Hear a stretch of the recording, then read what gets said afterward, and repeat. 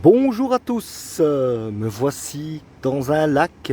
Je peux vous dire que là, elle sent pas très bon. Il y a des habitations dessus, donc peut-être qu'il y a du pipi, du caca, des médicaments, je ne sais pas. Et je vais vous montrer comment faire aussi pour ne pas avoir des problèmes éventuels quand vous filtrez de l'eau qui n'est pas très propre, pour éviter évidemment euh, d'avoir des désagréments. Et ce ne sera pas avec le filtre, vous allez comprendre. Bonjour à tous, voilà, hein, vous me connaissez, j'espère que vous allez bien. Regardez la gourde, bien évidemment, hein, vide, bien sûr. Là, je vais prendre de l'eau. Alors quand elle est stagnante, ne jamais mettre le capuchon en contact avec l'eau, puisque vos mains sont en contact avec le capuchon. Et ce qui veut dire qu'après, si vous vous grattez les ongles, ou si vous rongez vos ongles, ou vous vous léchez les doigts, eh bien, vous pourrez très bien avoir des désagréments en pensant que c'est le filtre. Je peux vous dire qu'il faut vraiment faire attention, c'est important. Donc ce qu'on fait dans ces cas-là, évidemment, c'est qu'on essaie toujours de prendre de l'eau comme ceci. Voilà. Voilà.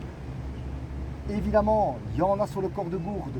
Donc ne mettez pas vos mains directement à la bouche, bien évidemment. Vous vissez délicatement, toujours, hein, bien sûr. Voilà, comme ceci.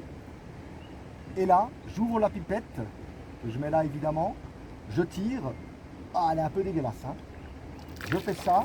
Et ensuite, sans toucher la pipette, bien évidemment, vos doigts, ne me les mettez pas à la bouche et ne commencez pas à vous frotter avec.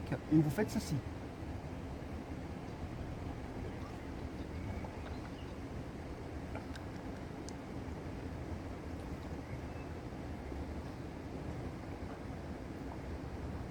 Donc vous avez vu mes mains, elles peuvent, comme j'ai touché le corps de gourde avec de l'eau qui était peut-être contaminée, je fais attention bien évidemment, ne jamais évidemment mettre le capuchon ou quoi dans l'eau et ce genre de choses.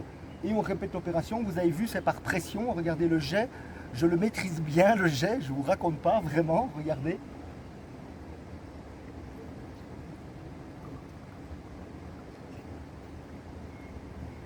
Et là je sais que j'ai l'eau sans danger grâce au puissant filtre qu'elle a. Donc évidemment par la suite, qu'est-ce que je fais?